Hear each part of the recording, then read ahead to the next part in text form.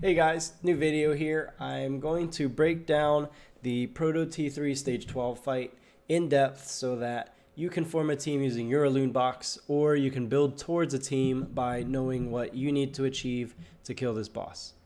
If you're looking for Stage 11 teams, just follow along, learn the mechanics. We're not going to brute force anything in this video.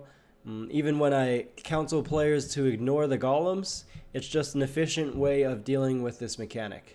I will still discuss alternative ways to deal with the mechanic anyways. I think that this will end up a much better format than a build this team video, since we all have different boxes, each with their own unique strengths and diverse strategies available to us. Also, don't be discouraged if this fight takes some effort to build and complete. It is some of the hardest content available at this time. I am trying to make it more accessible, but if you get stuck, go ahead and farm more Elunes via fusion, some skill ups via pirates, or some gear via stage 10 dungeons. Otherwise, let's get started. So I've identified 4 main conditions that you definitely want to address for success. If you ignore one, you are brute forcing damage, or you're relying on RNG. Deal with all of them to improve your success rate. First, we have the boss's anti-magic barrier. This is the very unique mechanic that allows him to copy all of your buffs. Second, we have the boss's debuffs. We'll talk about why you shouldn't ignore them and why you need to engineer a way to deal with them. Third, we'll talk about the boss's adds, and here we have the opposite. We're going to talk about why you don't need to deal with them and why you should engineer a way to ignore them. Then we'll also look at some alternative strategies here. Lastly, we have the all-important damage. We'll talk about barriers that are hampering your damage output and ways to squeeze out more damage from your team to land that elusively close kill. Before we get into satisfying those conditions, we're going to take a look at the boss's attack order. First, he opens with an AoE machine gun that will apply a 5-turn weaken effect to your entire team called Gunshot Wound. This is together with a bleeding damage physical effect. You need to either immune, resist, evade, or remove the weaken applied here before the boss uses his next AoE abilities. But we'll discuss this more under the debuff section. He also summons 2 dog-like adds called Metal Eaters. These cast an AoE weaken attack on each of their turns. His next 2 turns, he will single target damage and attempt to CC first your highest CP Elune, and then he'll target whoever is in the healer role. Then he enters a high AoE damage output turn using Flame Bomb first, which will do 50% more damage to anyone that still has that weaken effect Gunshot Wound still on them. He also applies a weaken heal effect together with a Blaze Nature effect to the entire team, then follows up with an AoE machine gun once again just for good measure, reapplying the weaken effect Gunshot Wound and the bleed. From here, he enters an overload state where he takes no action, but he takes extra damage. This is together with summoning 2 golem adds that will channel for 1 turn each before they explode and deal soul damage to your entire team. This cycle repeats until you push the boss under 25% HP, which we call the burn phase in this video. This is where you will have 2 boss turns to finish his entire health pool that is remaining before he explodes and insta-kills your entire team. In this burn phase, he again summons the golems that we just recently discussed from phase 1. One last thing you may notice on this graphic is that outside of his bleed and blaze, which deal soul damage, every single damage output from Proto is physical damage. This will come up several times in this video later. First, let's take a look at the first condition we discussed. Let's look at how to manage the boss's anti-magic barrier, aka Proto T3, the copy ninja. At the making of this video, this mechanic may be bugged. The tooltip suggests that buffs are copied to the boss when they are casted. However, he's currently copying buffs off of Elunes at the start of their turn as well. Because of this, strippers are much less utilized than they could be. When you strip, he just reapplies them when the next buffed Elune takes a turn. If this is a translation error, the strategy will not change. But if it is not intended to work this way, you may be able to use strippers in the future to a higher degree to deal with this mechanic. But since stripping is currently somewhat futile, we are left with two main strategies here. Despair or careful buff use. Despair is a curse that prevents the target from healing or gaining buffs. This gaining buffs block turns out to block his copy mechanic. It also turns out that Proto has low curse resistance. Using Despair will allow you to apply buffs to your team without the boss copying them.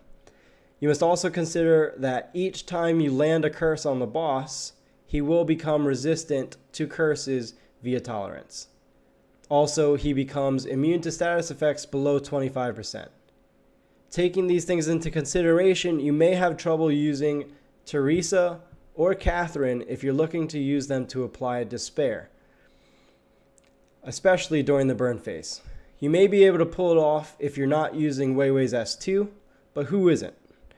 Popo and Pepe's passive is just too good in this burn phase, and you can continue to refresh curses despite tolerance or resistance levels, and bypass immunity entirely as long as that curse existed on the boss prior to you entering into burn phase.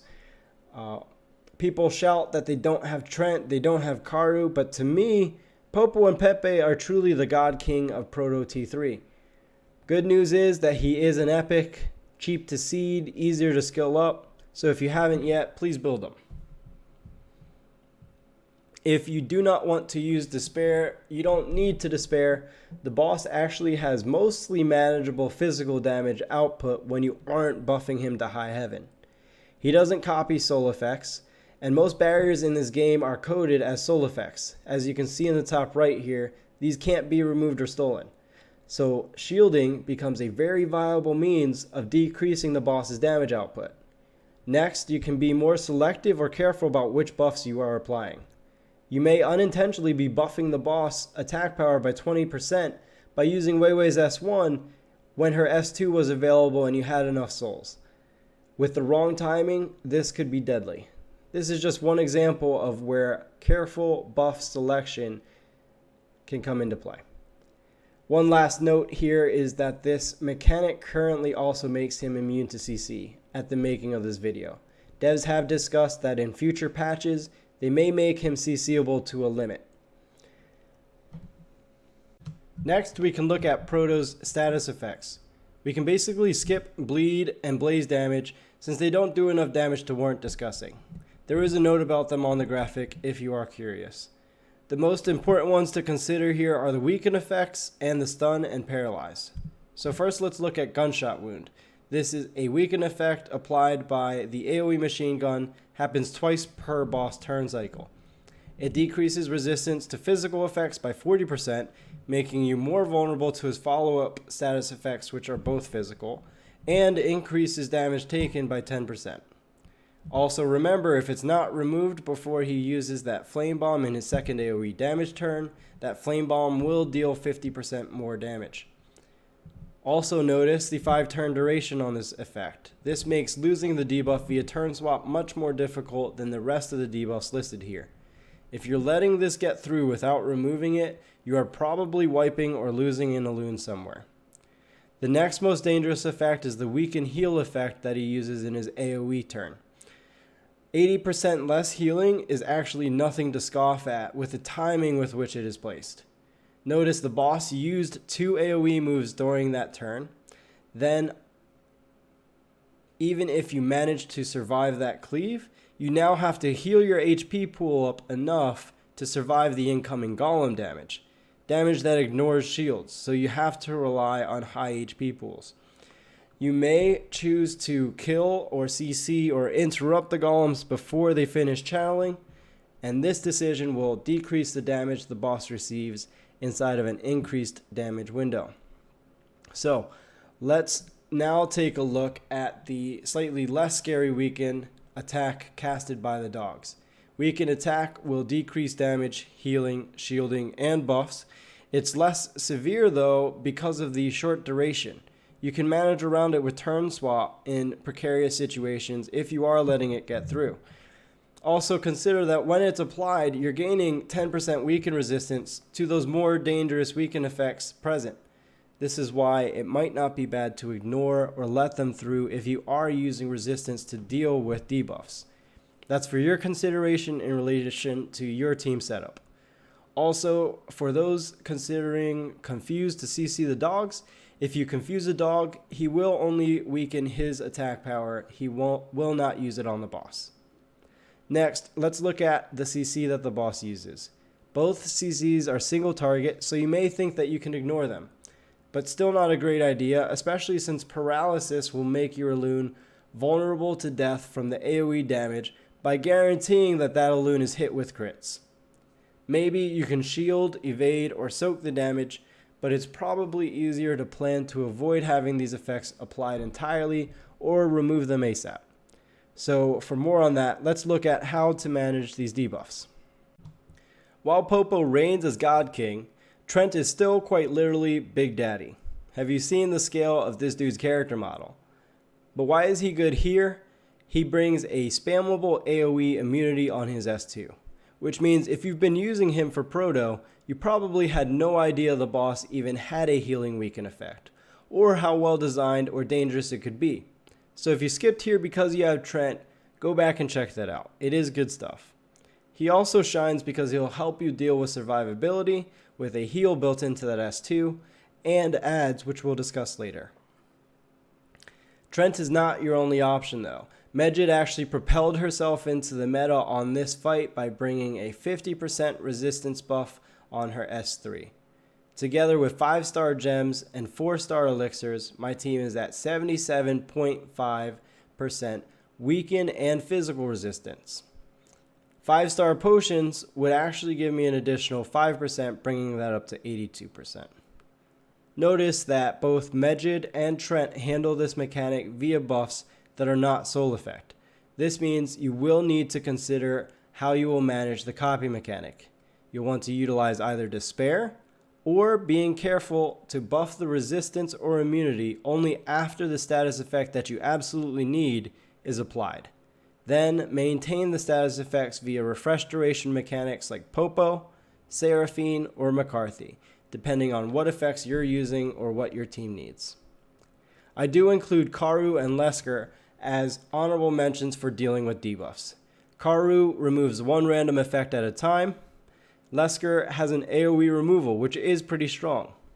A small note on Lesker is that his barrier on his passive is not a soul effect. It's currently coded as an enhance, so this will trigger the copy mechanic. In the bottom right, we do have some meme-worthy rares that do qualify as capable of dealing with this mechanic, so I included them in case you want to consider them for your team.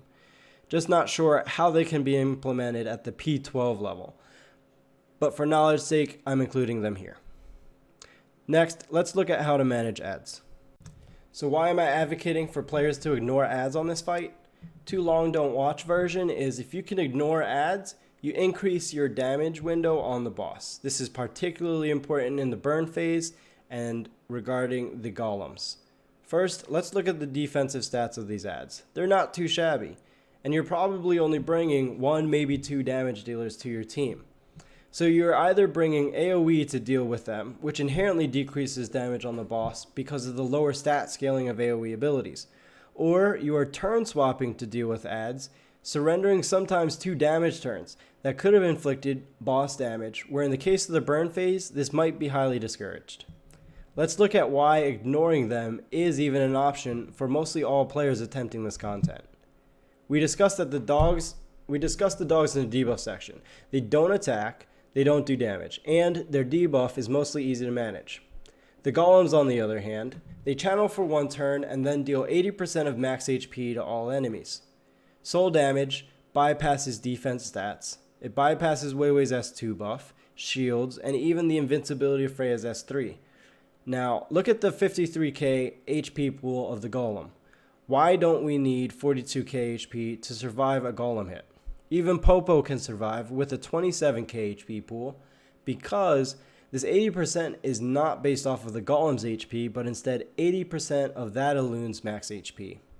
So if everyone is healed to greater than 80% HP before this goes off, nobody will die. The other thing to consider here is if they are both ignored, they will explode in short succession of each other. So one golem will nuke the team to 20%. The second will finish the team off unless they were healed above 80%.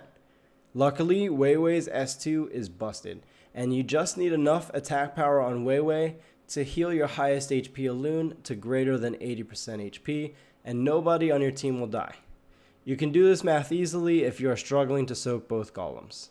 Freya can also help smooth things out here with her passive heal when damage taken. If you have any questions on how to make this work, PM me in Discord. I'd be happy to help you. Now, what if we choose not to ignore ads? What options do we have available to us? Kill is less favorable. You may choose to interrupt or CC. If you interrupt or CC the golems while they're channeling, they sit there and do nothing till more ads spawn. Ads are fully CCable, and I have the resistances posted here. If you plan to use CC, consider AoE CC. You can consider freeze because of the low resists. Petrify and sleep are curses. They are the next lowest resist. And you definitely want to use full moon if you're attempting to use a physical or a spell CC. I did list them in this graphic as well. Now we can look at the final condition, how to manage damage. First, let's look at the inherent barriers to damage in the boss's stats.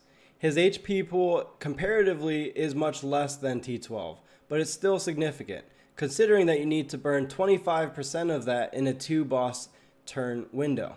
And you have to do this through significantly more armor than Trent.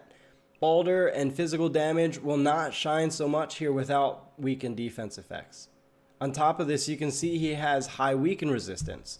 Even with full moon and no tolerance effects, you will land defense break only 41.5% of the time. Again, you may consider something like Seraphine or McCarthy passives if you do go the weekend defense route. Roll that land chance early in the fight, and then use the passive to refresh that duration, bypassing both the tolerance and the immunity. Besides defense break, the answer to overcoming these defensive stats is simply offensive stats. You either need strong gear and transcended Elunes for the pure stats, or you can build a composition that steroid buffs damage stats that you lack on your gear. Often, steroid compositions far surpass gear anyways. For example, Cartia and Ahanis largely having a place in today's meta because of these steroids. Side note, if you still refuse to build these units, please stop. They aren't going anywhere and you're hurting your own progression in your stubbornness. Collect and build all the Elunes that exist, so that when there's gameplay that you want to do that one Elune is good at, you aren't locked out of that fun. Okay, Cartia rant is over. Just remember, countering these defensive stats using buffs will go hand in hand with the anti-magic barrier again. You need to be careful that you're not killing yourself by ignoring that mechanic. The next answer to these defensive stats would be soul damage. We have a unique interaction here via the curse effect zombie to be able to use the boss's anti-magic barrier against him. Allow the boss to copy abilities that heal him, and you will deal damage that bypasses his defensive stats. This is a much more accessible and attainable route to go since it does not require high gearing options. So let's look at some zombie quick maths. If you're less interested in nerd shit or numbers, skip to the next section. I won't take it personal. Zombie is relatively easy to land due to that low 26.25% resist. The boss then copies our bubble tea, and now even though he's not an ally, he does heal every time that we attack him directly. Weiwei S3 gives her 25,754 attack in my scenario. The boss then heals 80% of Weiwei's attack every time he is attacked. This amount is then increased by 57.5% from Medj's Death 2 and additively increased by Zodiac healing for a total of 62.95% increased heal. And we hit the boss for 33,573 damage every time with this setup. Now there are many ways to set this up, but here's some math on the threshold of damage that you will want to attain. 25% of the boss's HP is 289,000. He gains a turn immediately upon entering the burn phase. Then he starts to channel for 2 turns. Depending on your speed of your team, you should get about 1 turn for each Elune to each of the boss's turns. Between 5 Elunes, you will have 10 attacks to deal 289,000 soul damage. So you want to aim for at least 29,000 damage from zombie to guarantee a kill in the burn phase. Also, consider that you may need to lose a turn here to deal with ads, depending on how you decided to deal with the ad section. Or you may have extra turns if you have high enough speed. You can change this math accordingly to fit your team. For now, we're going to go with 29k as an average assumption. So now let's take a look at some zombie team building. Popo and Pepe are king here again. They're able to keep zombie on the boss in the burn phase when he becomes immune to status effect application. Popo can actually apply zombie entirely on his own. To do this, you'll need to land Despair using his S3. Then allow the boss to take a turn, because you'll need to let Despair expire for you to do any damage via healing, or else the boss won't gain any healing effects. So if the boss Despair is less than 4 turns, you can now roll for zombie using Popo's S2. This may add tolerance if it lands further applications of Despair, or if it rolls Panic. But it is manageable to land solo. Once you do land zombie, use turn swap or attack an ad when there's 1 turn left on your Despair. This way, you don't refresh the Despair, and you make sure to refresh your zombie afterwards so that you don't have to start this rolling process again. Corrupt Dana has a 100% zombie activation rate on her S2, so she becomes viable here just for easier application of the curse, and avoid that headache of rolling for zombie. Dana also has an AoE sleep, which the ads are vulnerable to because it's a curse. So if you want to use a turn to survive golem damage by CCing hopefully at least one of the golems and preventing that fatal damage of 2 golems attacking that we discussed in the ad section earlier, this is a very viable implementation of what we discussed if you choose not to ignore the ads and you do wish to CC them. Full Moon is good in both of these cases to help you land your zombie or your CC. Kartia and Mejid both increase Bubble Tea's heal enough to kill the boss in 2 turns. You can see my note about Kartia not needing that high of a card to get way to that threshold needed to kill the boss, which we discussed in the math section right before this. You can also bring attack scaling defense buffs to match the increased damage output from the boss, since you won't be using Despair here. You also have the option to hold her large card until the burn phase, where he doesn't attack anyways, and slow roll damage while you get there to survive. I included other options to deal damage via healing. June and Medina have HOTS. Ahanis has a Vampire Enhance buff, and you can see sources of increased healing available that will also increase your zombie damage. Come back here if you want to find a zombie team that works for you, or PM me in Discord and I'll be happy to help you iron out the details of your team. Next, we can talk about what is technically a 5th condition to consider here, but it's universal to any content that you play. You'll want to consider how to not die. Remember, the boss deals exclusively physical damage here, so equip a physical defense helm and boots. Then, consider using Forgotten Hero sets for that juicy 20% less damage taken when you equip the 3 set. You can farm this set from Damocles. As discussed already, shields are very viable options to consider. My favorites are Freya, Stella, and Lilia. Lilia has the highest attack scaling shield in the game on her S3. Freya also brings a lot of healing, so this will also help with your survivability. Just look at your options and see what you can pull off to get the survivability that you need.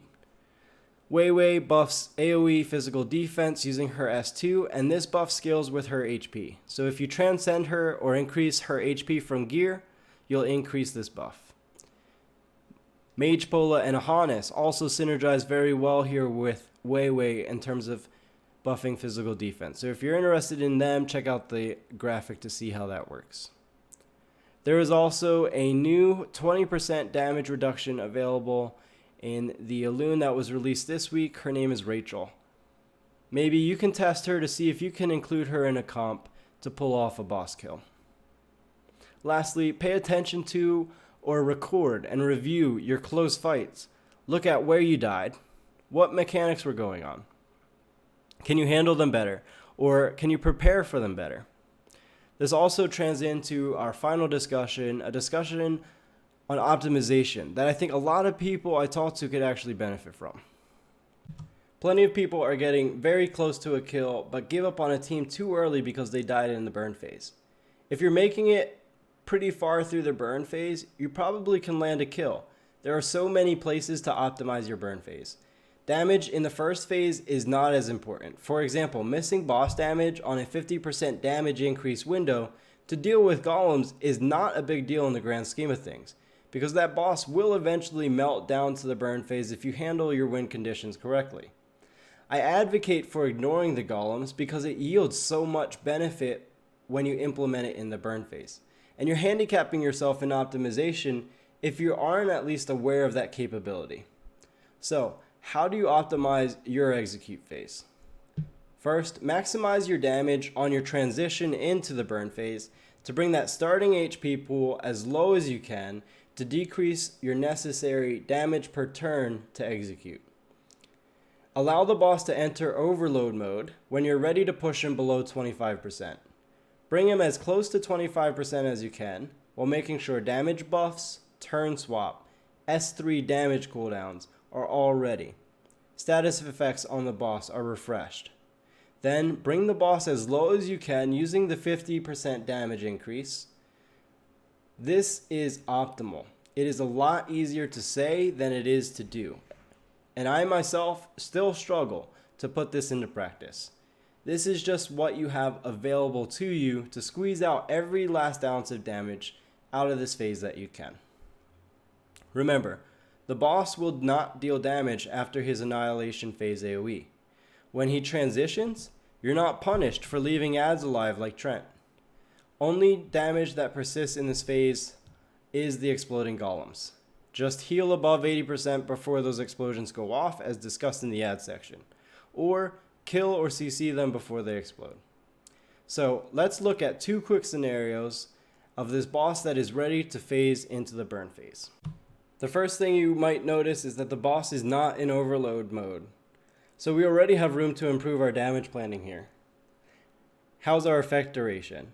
We have a 2-turn despair on the boss, so we are good to go. He will not be able to copy our bubble tea and take less damage as long as we attack with Popo during the burn phase. Are our buffs ready to go for a 2-turn burn? They also look good to me because Weiwei's buffs will auto-renew their duration in the burn phase while we're using our souls to kill the boss. We also have a turn swap available. Now, which S3 do you prefer here? Consider which one is going to maximize your damage output in the burn phase. We would get a 50% damage increase, 8 soul S3 here from Chloe. And in the second scenario, we all get the increased damage auto attacks, but Karu also has that chance to buff attack power after using her S3. It's a very close call as to which one would be better, but it's just one example of implementing these considerations to optimize your burn phase. So comps that work best will have Elunes that address more than one of the original 4 conditions that we discussed in their kit. This is often what forms what's called the meta. Don't be discouraged if you don't have the teams listed here. Use what we discussed and find a team that works using your Elune box. To wrap up this guide, I have included the 3 major teams that have successfully downed Proto 12 in the first week since its release. So check these videos out, and shout out to the people behind the theory crafting responsible for the ones that I didn't create, namely Scoundrel from our guild Leviathan on global server, and Chazza Cheese on YouTube. Also find him hanging out in the official Elune Discord. And I will have more teams coming soon, so stay tuned. I had to take a lot of time away from theory crafting to make this guide available, and I can't wait to theory custom more teams and make some kill videos for you guys using the info that I learned for making this video. If you need any help, please find me on Discord. I'd be happy to help you. Also, be sure to join the official Elunes Discord. The community over there is very strong.